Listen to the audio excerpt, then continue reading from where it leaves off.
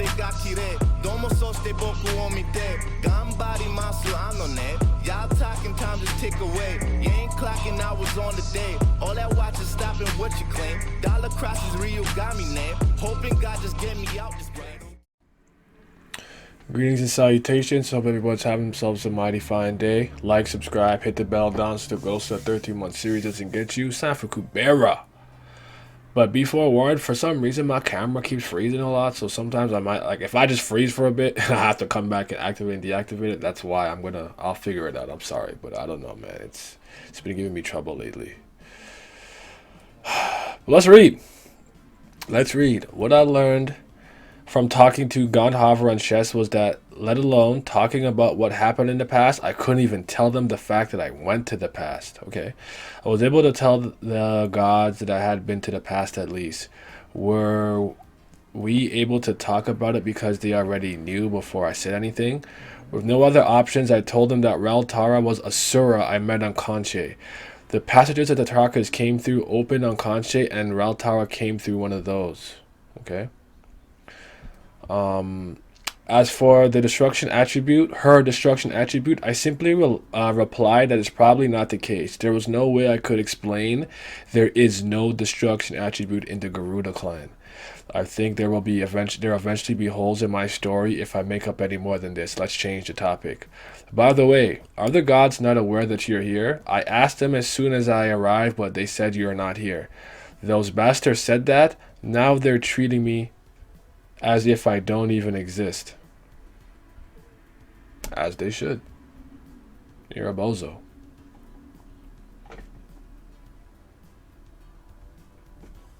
I'm just saying.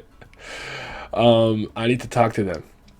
Don't go seeking confrontation with them, Gandhavra. You're weaker than them now, so it's necessary for you to always be careful. I can still say this much. What a relief. Their interest shifted instantly. As expected, Raltara's presence seems to fade if she isn't right in front of them. Maruna, let me explain to you about Gandhavra. The reason the gods keep the weakened Gandhavra alive. It's that they believe in the possibility of him being helpful to the universe. Even so, only Agni firmly believed in such a possibility, unlike the other gods who really don't. Is that true?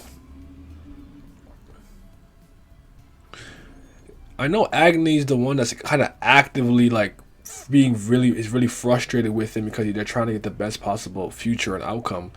But I thought some of the other gods did want that, even though some of them are like, this guy's not it, get rid of him. But was it solely Agni? I don't recall that being the case, but maybe I'm remembering that incorrectly.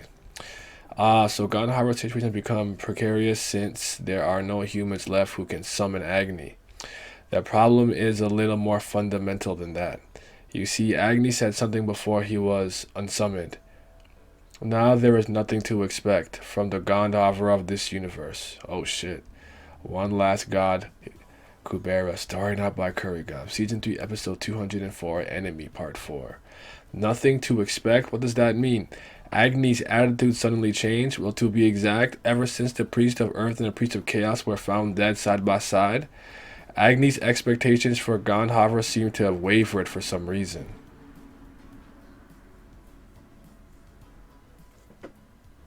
Let's keep going. So I have to come back to check OBS to make sure my camera didn't freeze. Is the audio working? Okay, good. I thought I did the thing where I was talking and I muted the mic and I didn't do it. And I said if I did this, I'm just gonna throw myself out the window. Okay. In the end, when his last summoner died, he just left those words as if he had completely given up on Gandhavra and then disappeared. Vayu and Chandra are keeping Gandhavra alive, but rather than having expectations for him to do something, they are just trying to not let the throne pass on to Makara. As far as I know, their conflict with Varuna was caused by a disagreement over Gandhavra's treatment. What's wrong with Makara taking the throne? Well, the situation is Surrealm right now. Did the gods not even tell you about these things? Well, this news wouldn't do you any good since your sole goal is to save the Garuda clan. What do you mean?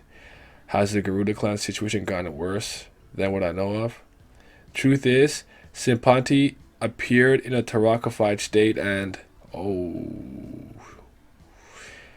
So we're not getting any dialogue here, but based off the artwork and how the facial expressions are going, it obviously didn't go well. So that's not it, man. Maruna, man, what did you tell Rand though about this? This is not the timeline that y'all is from and whatnot. Like, get to where you need to get to go. You can't, you can't be dwelling on that. You have to keep the same energy because when Rand and his family, you said what you said, man. According to Chess, not long after the two priests were found dead, Taraka's main body, Tarakafied and Sympati, appeared together, and the gods Kasak, Chess, and Gandhara worked together to succeeded in defeating them. In the main issue that occurred 49 days after that, when the throne of the Taraka clan was completely passed on, outrageously strong Taraka started to appear, powerful enough to crush most human form Nastikas. They were like Tarakas in year N5 that drove the Gandhavara clan to extinction, maybe even worse. The first to be destroyed were the Kinara and the Yaksha clans. They were both protecting your brother. I mean the one called Jatayu until then. So they were the first ones to take damage when he went berserk. Unlike my mother, luckily my mother is said to have escaped the god realm, but many Suras who couldn't escape were eaten.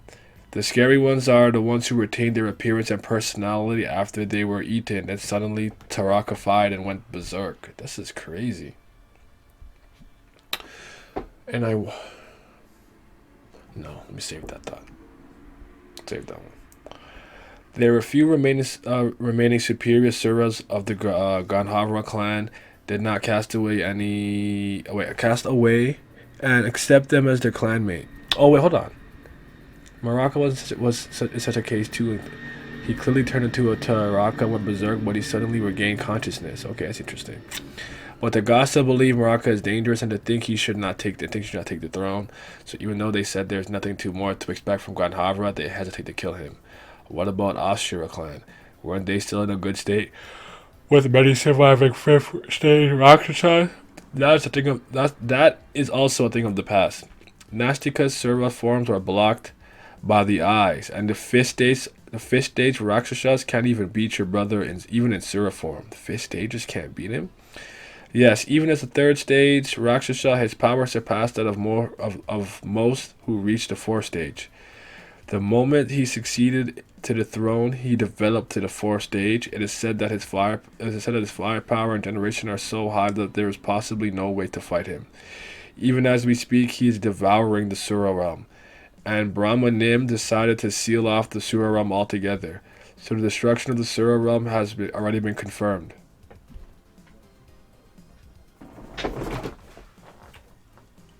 Huh. Okay. Interesting. Right now it can't be sealed off completely yet since there are still some important Suras there. They're waiting for as many as possible to escape important Suras, the Suras considered valuable by the gods. However, the gods mostly obey the decision of the primordial gods. Of the primordial gods, only Brahma Nim is left now. Really. So she's the only one making decisions. Only the Suras chosen by her survive, and those who are not will be culled. What? Everyone is following without objection? Of course, there are many Suras who disagree. So they are cooperating with Sagara's plan to resurrect Anatta, since each of them has precious kin that they can't give up on. They plan on beating the Karaka clan by bringing Anatta back, although that path leads to destruction for everyone. They can't see that. Strange. Then what is the Yuta that went to Kanche with us? Even though I couldn't see him, Rand clearly said that his avatar was there. We had already seen Willar's destruction there and returned to a state of forced destruction. That means his avatar explained everything to Rand with a clear mind. Separately from the main body, going berserk in the Sura realm right now. Did the gods not think of finding his avatar on Kanche, or is the avatar already incapable of affecting the true body? These are all interesting questions. Anyways, brace yourself, Maruna. Even if there are living Garudas in the surreal realm now, I'm fine. Don't worry about me. There's no longer any reason for me to care about this universe. It's actually better for me. Alright, let's go back to Kanche. Rather than looking for God Kubera, whose whereabouts are unknown, looking for the avatar on Kanche would definitely lead to more answers quickly. It's true that several months have passed while we were under the mental transcendentals on Kanche. I should be on Kanche right now fighting a Mirage of Simpanti. I have to find out where his avatar was at that time. Of course, since I can't see the avatar myself, I need to convince Ran to come with me. I can't let Raltara die here either, so I have to find her and take her with us. Hold on, everyone. Even though I couldn't save you in this universe, I will definitely save you in that universe. Okay, so he's keeping the same energy. Planet Kanche, we are here. It's about to go down, man. It's about to go down, man. Crack, shatter. Breaking up from that space is impressive. Good, but give up. That avatar should consume a lot of vigor. The more you come at me, the harder it gets for you. Lise, it was you. What did you do to her? Obviously, Obviously, it's nothing worse than being eaten by you. Did she get eaten this timeline or something? Did you eat her? You have no right to say that. An unwanted name, unwanted sins, a life of being numb even to the pain of death. Who is to blame for it? It's all because of you. Return her right now. Return Lise. Otherwise, I don't know what's going to happen to you in this universe. So, okay. The confrontation between Khan, Kubera, and Yuta is a continuation of Season 3, Episode 78. So this kind of reminds me a bit of the Monogatari arc, where Araragi. Oh, you know what? Maybe I guess I spoiled it. Let me not spoil that. But okay, all right. Shit. What's a better example? Damn it. Well, long story short, it seems that he's kind of lashing out and going berserk because Lise is gone, and this is something that I've seen in a couple other series where it's like, fuck it. Like if the person I care about isn't here, nothing matters. I'll destroy the whole world. So, I think this is good though. It looks like Jatayu Yuta is going to be in the forefront for the time being again.